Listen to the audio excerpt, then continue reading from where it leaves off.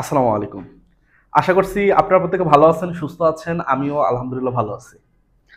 আজকে আমি একটা গুরুত্বপূর্ণ ভিডিও নিয়ে এসেছি। ভিডিওটা হলো যে ছাগল পালন নিয়ে। আপনাদের সামনে আমি আ গরুর উপর অনেক কথা বলেছি। আজকে আমি চাচ্ছিলাম যে একটু ছাগল নিয়ে আপনাদেরকে কথা বলি। অনেকে আপনারা ছাগল পালেন কিংবা পালার চেষ্টা করতেছেন কিংবা ভাবতেছেন কিভাবে করা যেতে পারে। তো আমি আমার এই ভিডিওতে ১ম এ আমি আলোচনা করব যে কারা ছাগল পালন করবেন না। তো আপনাদের মাঝে যদি ওই বৈশিষ্ট্যগুলা থাকে তাহলে এর পরের ভিডিও দেখার দরকার নাই। আর কেউ যদি ওই জিনিসগুলা অতিক্রম করতে পারেন তাহলে তারা দেখবেন।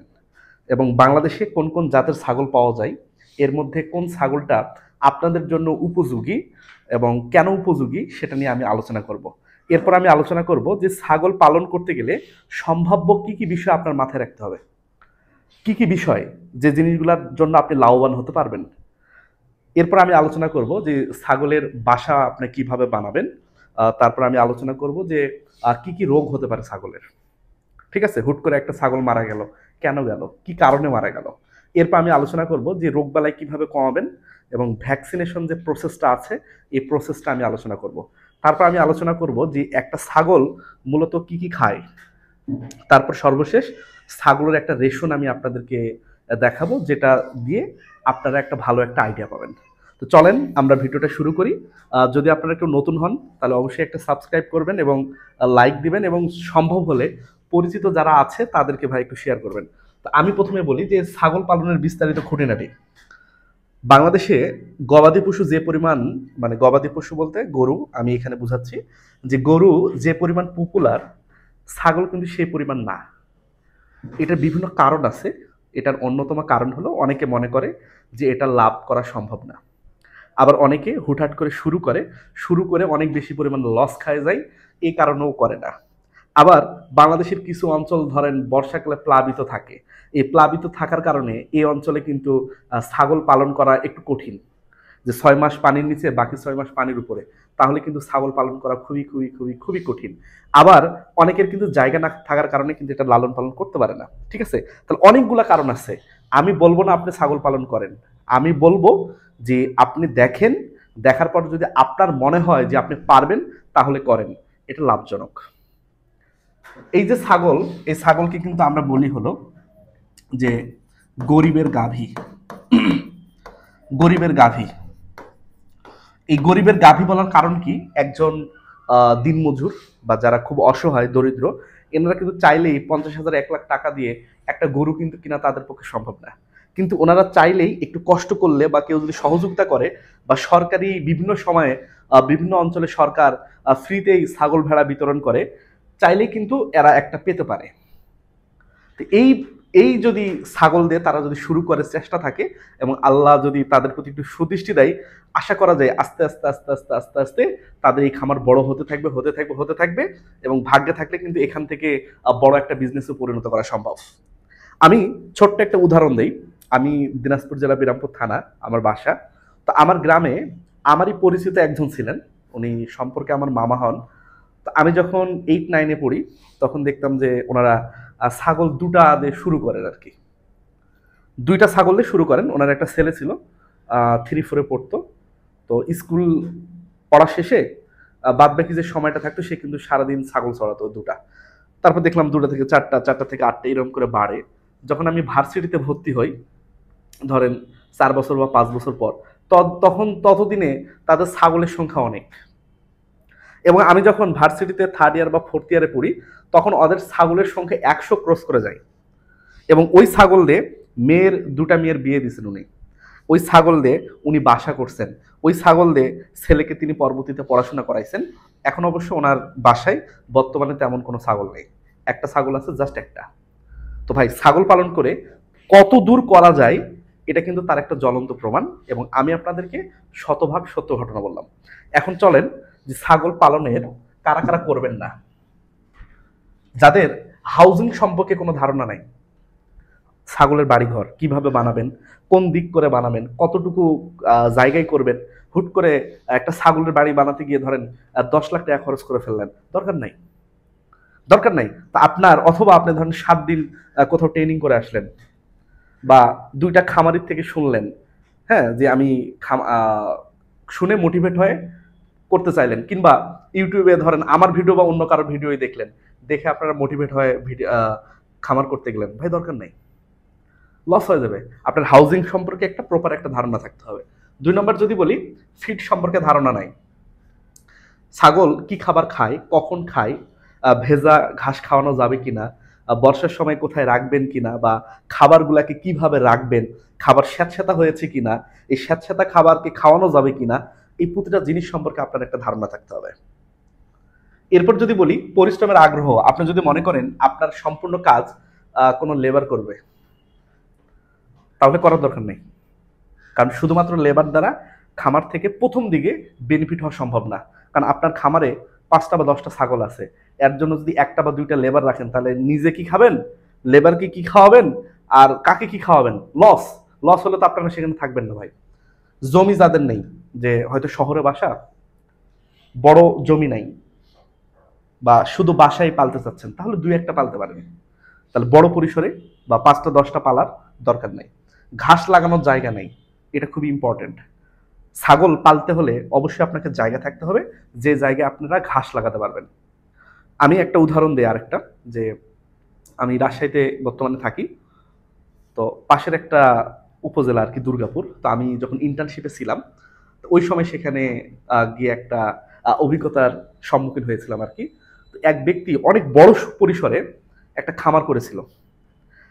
করার পর আমরা যখন যাই, উনি করার 1-1.5 বছর পর আমরা যাই, কিন্তু বাড়িঘর ছিল আর কি যেখানে করছিলেন, খামারের এক। তো ওনার সাথে কথা বলে এক পর্যায়ে জানতে পারলাম যে উনি শতভাগ চেষ্টা করছিলেন যে কিনা ফিডের উপর উনি চলবেন, যে উনি পাতা থেকে শুরু করে, ঘাস থেকে শুরু করে, দানাদার থেকে শুরু করে প্রত্যেকটা জিনিসই উনি কিনে খাওয়াতেন আর কি। তো এই কারণে কিন্তু সেখান থেকে কোনো প্রকার উনি লাভ করতে পারেননি, এবং এক পর্যায়ে কিন্তু খামারটা টোটাল ক্লোজ করে দিতে হয়েছে, টোটাল ক্লোজড।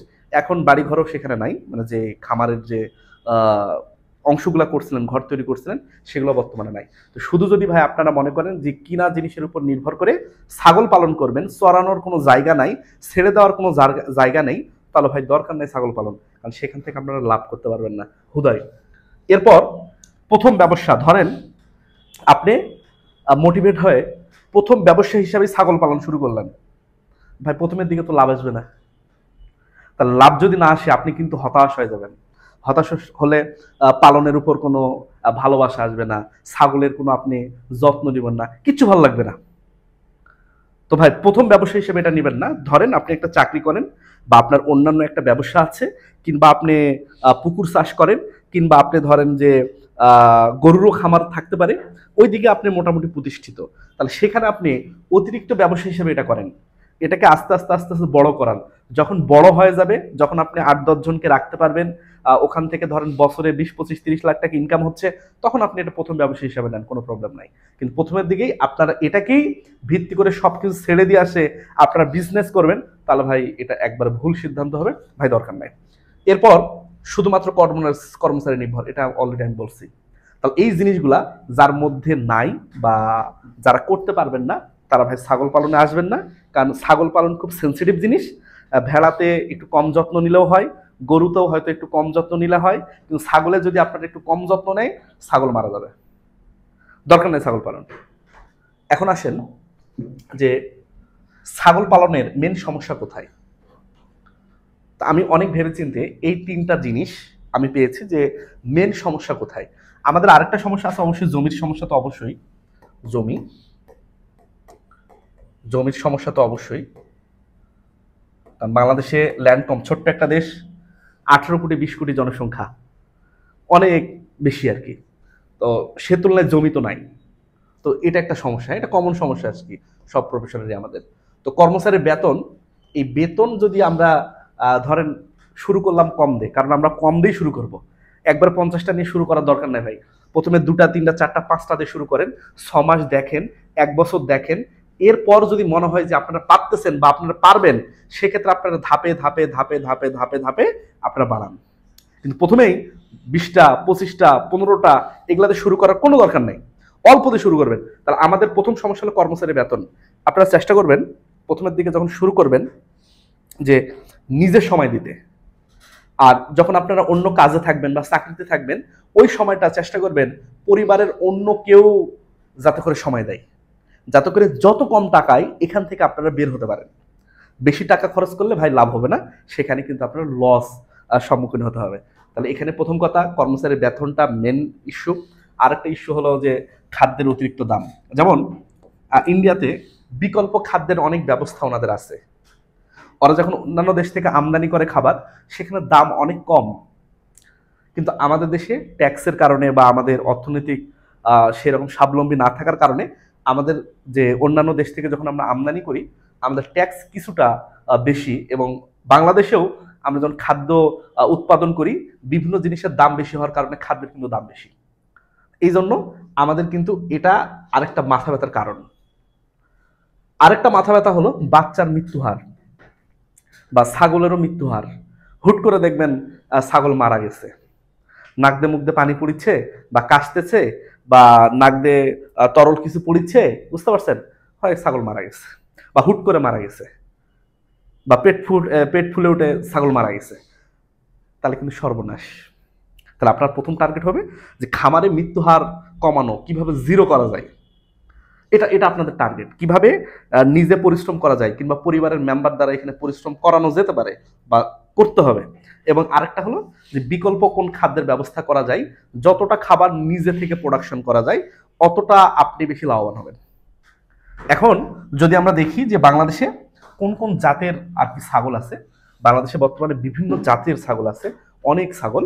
তবে আমি কিছু কমন কিছু ছাগলের নাম এখানে লিখেছি, যে তোতাপুরি, যমুনাপাড়ি, বিটল ছাগল, বয়ার নতুন আসছে, ব্ল্যাক বেঙ্গল। এগুলা কিন্তু সবই উন্নত জাতের। তবে আমি যেটাকে প্রেফার করি সেটার নাম হলো ভাই ব্ল্যাক বেঙ্গল। এটা আমাদের দেশে একবারে উপযোগী, আমাদের সব কিছুর সাথে এটা মিলে গেছে। এটার রোগবালাই তুলনামূলক অনেক কম এবং আমি এটাকে প্রেফার করি। আর যদি আপনারা এটাতে করেন, আমি বলেছি আপনাদের লাভও বেশি হবে।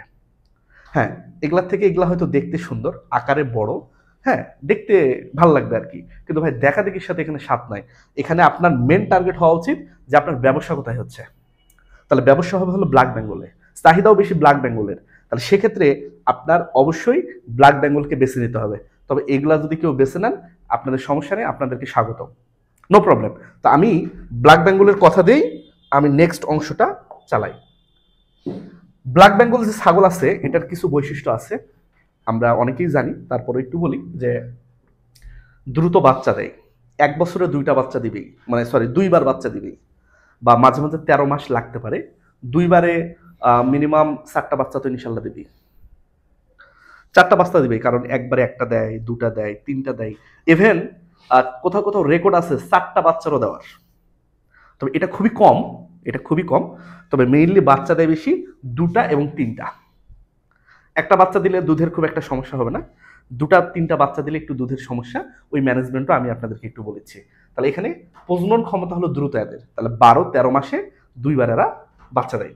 খাদ্য খরচ কম, ছোট আকারে ছোট খাদ্য অবশ্যই কম খরচ, কারণ এরা আশেপাশে সবকিছু কুড়িয়ে খেতে ভালোবাসে, ঘাস খেতে ভালোবাসে। ছাড়ে দিবেন সে খায়, পেট ভরাবে, ছাড়ে দিবেন সে পেট ভরাবে, গাছের লতা বাতাসে সবসময় খায়, ঠিক আছে। এই কারণে এখানে খাদ্য খরচ কম, রোগ বালাই কম, আমাদের দেশের সাথে সে মানায় নিয়েছে, পরিবেশের সাথে সে মানায় নিয়েছে। হ্যাঁ, এই কারণে রোগ বালাই কম, ছোট জায়গায় আকারে কম হওয়ার কারণে ছোট জায়গায় লালন পালন সম্ভব, খুব বেশি বড় পরিসরও লাগে না, এটাকে পালন করা সম্ভব। এটার মাংসের দামের চাহিদা বেশি। ধর্মের কারণে অনেকে গরুর মাংস খায় না, আবার অনেকের পছন্দও না, কিন্তু অনেকেই বা ম্যাক্সিমাম মানুষ খাসি বা ছাগলের মাংস পছন্দ করে। এই কারণে খাসি বা ছাগলের মাংসের দাম কিন্তু তুলনামূলকভাবে একটু বেশি। তাহলে মাংসের চাহিদা কিন্তু এটা অনেক বেশি। আর সব থেকে যেটা আমার মজা লাগে সেটা হলো এখানে কম পুঁজি লাগে। আপনারা এই যে বিভিন্ন সরকারি খামার আছে, যেমন রাজাবাড়িহাট ছাগল উন্নয়ন খামার, এটা সরকারি। তারপর আছে ঢাকাতে একটা আছে সাভারে, তারপর চুয়াডাঙ্গায় আছে একটা, ঝিনাইদহতে একটা আছে, তারপর আছে হলো আপনার সিলেটে একটা আছে, এবং সিলেটে আছে, চট্টগ্রামে আছে সম্ভবত, চট্টগ্রামেরটা আমি একটু কনফিউজড, সম্ভবত চট্টগ্রামে আছে। এই জায়গাগুলোতে আপনারা সরকারিভাবে সরকারি মূল্যে আপনারা কিন্তু ব্ল্যাক বেঙ্গল ছাগল পাবেন। আর যারা নদী ভাঙ্গন এলাকার শিকার বা অর্থনৈতিকভাবে যারা একটু স্বাবলম্বী কম, এদেরকে কিন্তু সরকার অনেক সময় অনেক জায়গায় আমাদের বিভিন্ন ভেটেরিনারি অফিসারদের কিন্তু বিভিন্ন প্রকল্প চালু আছে। এই প্রকল্পের আন্ডারে মূলত ওনাদেরকে বিনামূল্যে ছাগল, ভেড়া ইত্যাদি বিতরণ করা হয়। তো আপনারা চাইলে সেখানেও একটু খোঁজ নিতে পারবেন। রাজাবাড়ি হাট ছাগল উন্নয়ন খামার, ঢাকাতে আছে, সাভারে আছে ছাগল উন্নয়ন খামার আছে, সিলেট সদরে আছে এবং চুয়াডাঙ্গায় আছে, তারপর ঝিনাইদহতে আছে এবং আরেকটা সম্ভবত চট্টগ্রামে। তো আপনারা চট্টগ্রাম সদরে হাটহাজারিতে, তো আপনারা একটু খোঁজ নিতে পারেন সেখানে গিয়ে, এবং পালন সম্পর্কেও সেখানে গেলে আপনাদের একটা ট্রেনিং এর ব্যবস্থা সম্ভবত সেখানে উপায় আছে, আপনি একটু খোঁজ নিতে পারেন। তাহলে এটা হলো কম পুঁজি দরকার, কম পুঁজিতে আপনারা এই বিজনেসটা শুরু করতে পারবেন। এখন যদি বলি এদের বাসস্থান কেমন, এটা ইম্পর্টেন্ট। আমার দেখেন যে আমি যে ভিডিওতে যে বাসস্থানটা আপনাদেরকে দেখাচ্ছি, এই জিনিসটা কিন্তু দেখেন যে অনেক দামি, অনেক বেশি খরচ করে বানাইছে, সরকারি প্রজেক্ট তাই। এটা যদি বেসরকারি উদ্যোগে বানাতো কেউ তাহলে অনেক বেশি পরিমাণে খরচ হতো। এই জন্য এটাকে আপনারা বেসরকারিভাবে কোথাও দেখবেন না এমন প্রজেক্ট। তবে হ্যাঁ, দু একটা জায়গায় ব্যতিক্রম হতে পারে। তবে আমি বলি ভাই, এত দামি, এত বড়, এত মজবুত করে কোনো কিছু বানানোর দরকার নেই। এই টাকা আপনারা তুলতে পারবেন না। এমন হতে পারে আজীবনও তুলতে পারবেন না। এমন হতে পারে এই বিজনেসই আপনারা ছাড়ে দিচ্ছেন, তাও কিন্তু টাকা তুলতে পারবেন না। তো এত দামি অট্টালিকা ভাই বানানোর কোনো দরকার নাই।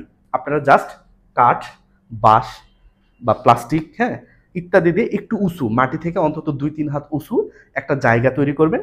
ওই জায়গায় এরা থাকবে, মানে উঁচু জায়গা এরা একটু পছন্দ করে। ঠিক আছে, একটু উঁচু জায়গায় রাখবেন, যাতে করে সেখানে যদি ওই মলমূত্র ত্যাগ করে সেগুলো যেন নিচে পড়ে। ঠিক আছে, নিচে একটু ফাঁকা রাখবেন, ওই ফাঁকাতে যান নিচে পড়ে। এবং চেষ্টা করবেন যে দিনে একবার ওই নিচের ময়লাগুলা যান সেখান থেকে নিচে, যেটা ওই একের মেঝের নিচে যে ফাঁকা জায়গা মাটিতে, ওই জায়গাটার অংশগুলো একবার পরিষ্কার করার চেষ্টা করবেন। এবং মেঝে কোনো কর্মেই অপরিষ্কার থাকবে না কিংবা ভেজা থাকবে না। ভেজা বা অপরিষ্কার থাকলে আপনার ছাগল অসুস্থ হবে, ছাগলের নিউমোনিয়া হতে পারে, বিভিন্ন ব্যাকটেরিয়াল ডিজিজ হতে পারে, ছাগলের ভাই সমস্যা, খুবই সমস্যা। তাহলে আপনারা মেঝে কিন্তু অপরিষ্কার রাখবেন না এবং মেঝে স্যাঁতস্যাঁতে রাখবেন না, এটা মনে রাখবেন। ঠিক আছে, উঁচু জায়গা মেঝে স্যাঁতস্যাঁতে রাখবেন না। এবং আরেকটা কাজ করা যেতে পারে, গরুতে এটা করা হয় যে গরু কিন্তু বালুতে থাকতে পছন্দ করে, খুব কমফোর্ট ফিল করে। ঠিক তেমনি আপনারা যদি চান যে আপনার এত সামর্থ্য নেই যে মাসা করার, তাহলে আপনারা যেটা করতে পারবেন ভাই, যে একটা জায়গায় ধরেন 1 হাত সমপরিমাণে বালি দিলেন, একটু উঁচু করে বালি দিবেন, 1 হাত সমপরিমাণে সম্পূর্ণ জায়গাটা বালি দিলেন, এবং ওই জায়গার মধ্যে কিন্তু আপনারা চাইলে কিন্তু ছাগল পালন করতে পারবেন। তখন যদি সেখানে প্রস্রাবও করে, ওই প্রস্রাবটা কিন্তু বালুতে কিন্তু কি হবে বলুন তো, বালু কিন্তু তাকে শুষে নেবে। বা পায়খানাও যদি করে, ওই পায়খানাটা কিন্তু আপনারা সেখান থেকে চাইলে একটু কষ্ট হবে, কিন্তু আপনারা সেখান থেকে পরিষ্কার করতে পারবেন। এবং যদি ওই বালু একবারে ভেজা স্যাঁতস্যাঁতে হয়ে যায়, সেক্ষেত্রে আপনারা সেটাকে রোদেও দিতে পারবেন বা পরিবর্তনও কিন্তু করতে পারবেন। ঠিক আছে, যাদের সামর্থ্য একেবারেই কম তারা ভাই বালিতেও এটা করতে পারবেন, কোনো সমস্যা নাই। বরঞ্চ এটা আমার কাছে অনেক ভালো মনে হয়। গরুতে আমি এটা বলি, ছাগলও আজকে এটা বললাম যে এটা আমার কাছে ভালো মনে হয়। আপনারা চাইলে বালিতেও করতে পারেন এবং অতিরিক্ত খরচ করবেন না, কোনো দরকার নাই। বালি ব্যবহার করবেন, স্যাঁতস্যাঁতে মেজে রাখা যাবে না, আলো বাতাস যাতে চলতে পারে। যত বেশি আলো বাতাস চলাচল করবে, মনে রাখবেন রোগ জীবাণু তত কম হবে। এই কারণে আলো বাতাস চলাচলের ব্যবস্থাটা আপনার খামারে থাকতে হবে। ফ্যান আছে কিনা, খুব গরম, হ্যাঁ, গরমে রোদের মাঝে রাখা যাবে না, তাহলে গরমে কি ঘরে থাকবে, ঘরে ফ্যান আছে কিনা।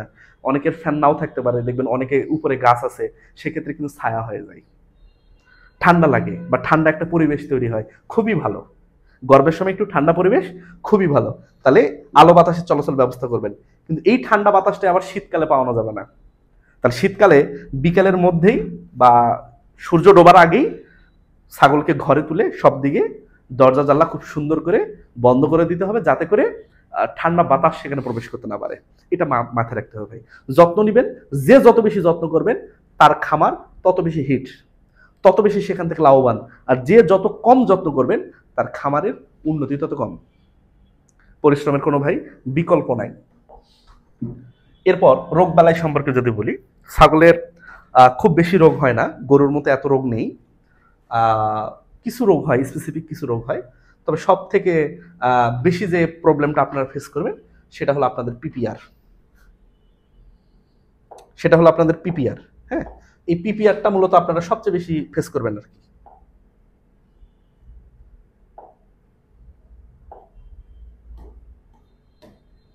পিপিআরটা সবচেয়ে বেশি ফেস করবেন আপনারা, যে এটা কিন্তু ভাইরাস ঘটিত একটা রোগ। এই রোগ হলে কিন্তু বাঁচানো ভাই খুব কঠিন, খুবই কঠিন, এবং মৃত্যু হার কিন্তু অনেক বেশি। এটা একই সাথে জ্বর সর্দির লক্ষণ প্রকাশ করবে, পাশাপাশি শ্বাসকষ্ট হবে, পাশাপাশি আপনাদের ডায়রিয়া হবে ছাগলের, মানে পায়খানাটা নরম হয়ে যাবে, তেমন কিছু খেতে চাবে না। এই অবস্থা দেখলে মনে রাখবেন এটা পিপিআর হয়েছে, বাঁচানো অনেক কঠিন। হ্যাঁ, বাঁচে না এমনটা না, বাঁচানো কঠিন, এবং এটা কিন্তু সবচেয়ে বড় প্রবলেম ছাগলের। এটাকে বলা হয় গট প্লেগ। গট প্লেগ, যেমন আমরা হাঁসের ক্ষেত্রে একটা বলি না, ডাক প্লেগ আছে, হলে হাঁসের অবস্থা খুবই খারাপ, ঠিক তেমনই ছাগলের ক্ষেত্রে এটা যে গট প্লেগ, মানে ছাগলের প্লেগ আর কি, এটা হলো অবস্থা খুবই খারাপ। এরপর যদি বলি পক্স, ছাগলে পক্স হয় মুখে বিভিন্ন জায়গায়। হ্যাঁ, তো এই পক্সে মৃত্যু হার খুবই কম, 5 থেকে মাত্র 10%। তবে অন্যান্য ইনফেকশন যদি সেখানে হয় তাহলে কিন্তু এই হারটা কিন্তু বেড়ে যাবে। তবে এটার মৃত্যু হার অনেকটাই কম, এটা কন্ট্রোল করা সম্ভব আর কি।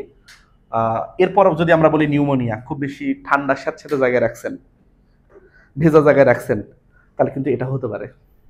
তাহলে কাশি, শ্বাসকষ্ট এগুলা দেখলে আপনারা বুঝবেন যে এটা নিউমোনিয়াতে আক্রান্ত, তবে এটাও কন্ট্রোল করা যায়।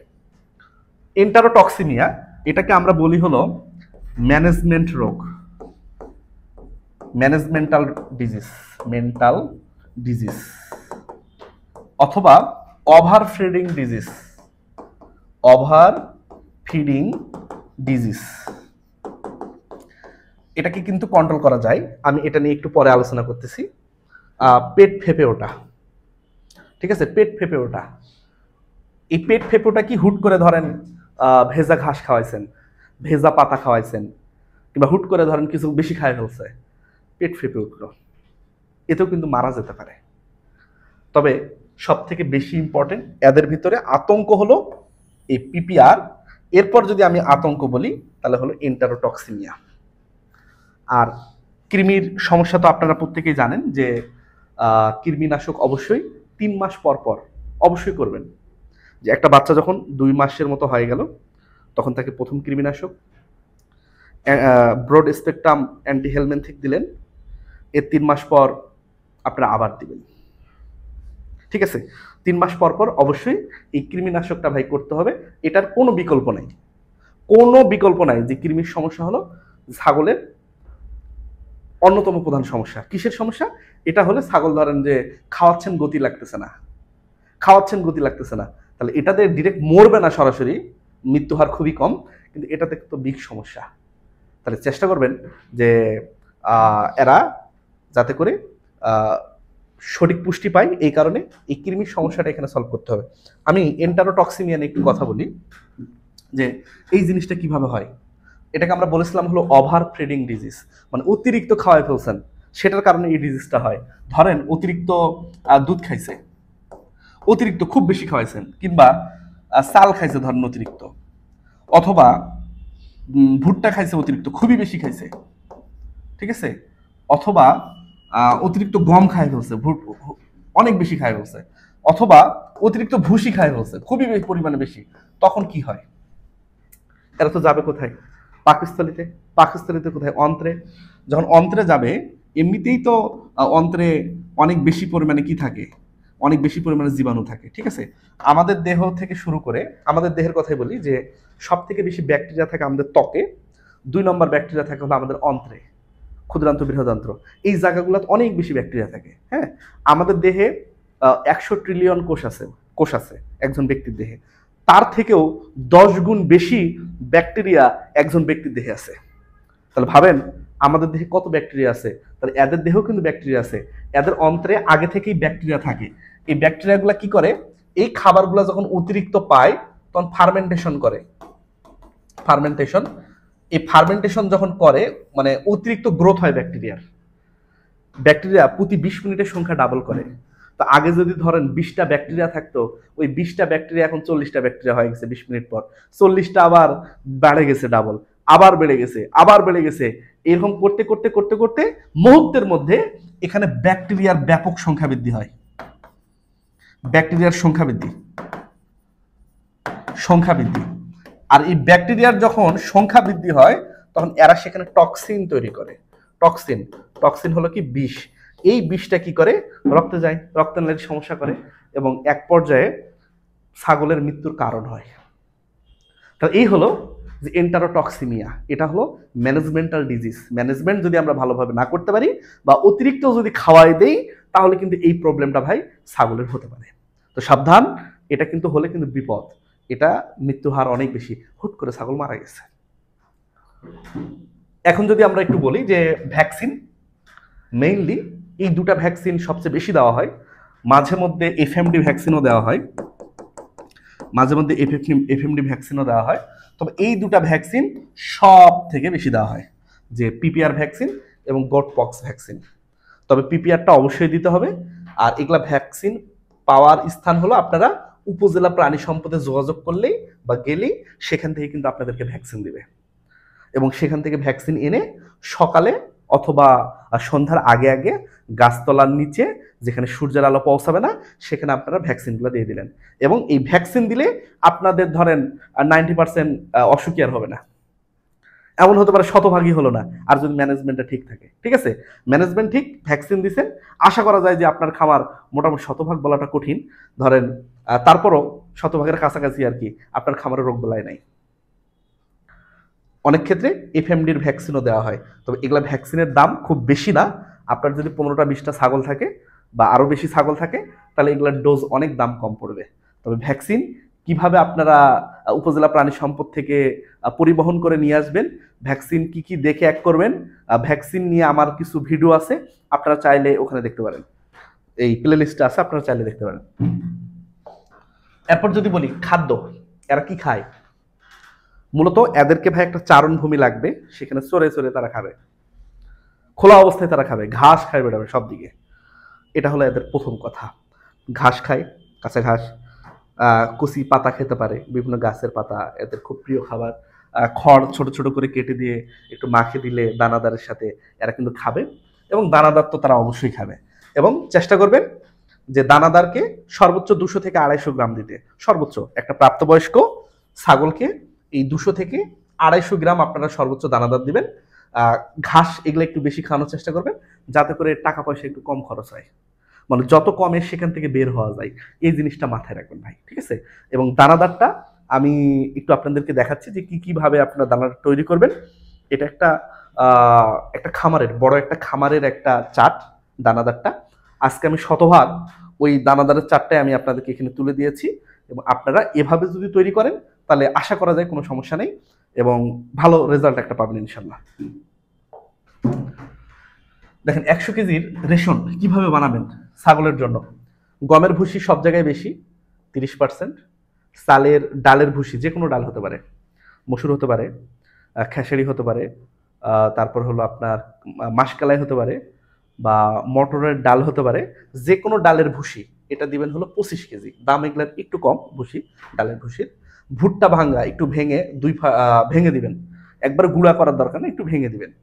ছোলা এটাও ভাঙিয়ে দিবেন 12 KG. DCB powder 1.3 KG. Vitamin mineral premix এখানে আমি দিছি হলো 0.5 কেজি, মানে হাফ কেজি। আপনারা চাইলে এখানে 1 কেজিও দিতে পারবেন। সোডিয়াম বাইকার্বনেট এটা দরকার আছে খুব অল্প পরিমাণে, দাম খুবই কম, দোকানে বললেই দিবে, যে দোকান থেকে আপনারা এটা কিনবেন সেখানে বললেই দিবে, অথবা আপনারা ভেটেনারি যে একগুলা পাওয়া যায় medicine shop, veterinary medicine shop, ওখানে যদি বলেন যে সোডিয়াম বাইকার্বনেট একটু দেন তাহলে ওনারা কিন্তু দিবে, খুব বেশি দাম না। লবণ, খাবার লবণ 1 কেজি। এই মিলে টোটাল দাম আসে হলো যে 100 কেজি। ও এখানে সয়াবিন মিল সম্ভবত একটা বাদ গেছে, 30, 40, 50, 70, হ্যাঁ সয়াবিন মিল বাদ গেছে এখানে। এখানে সয়াবিন মিল এটা অবশ্যই দিবেন 20 কেজি। এই মিলে টোটাল আপনাদের দাঁড়ায় হলো 100 কেজি। সয়াবিন মিল, হ্যাঁ, ওটা প্রোটিনের একটা বড় সাপ্লাই দিবে। তাহলে সয়াবিন মিল এখানে অ্যাড করলে আপনাদের টোটাল দাঁড়াবে হলো 100 কেজি। তাহলে এইভাবে আপনারা রেশনটা তৈরি করতে পারেন।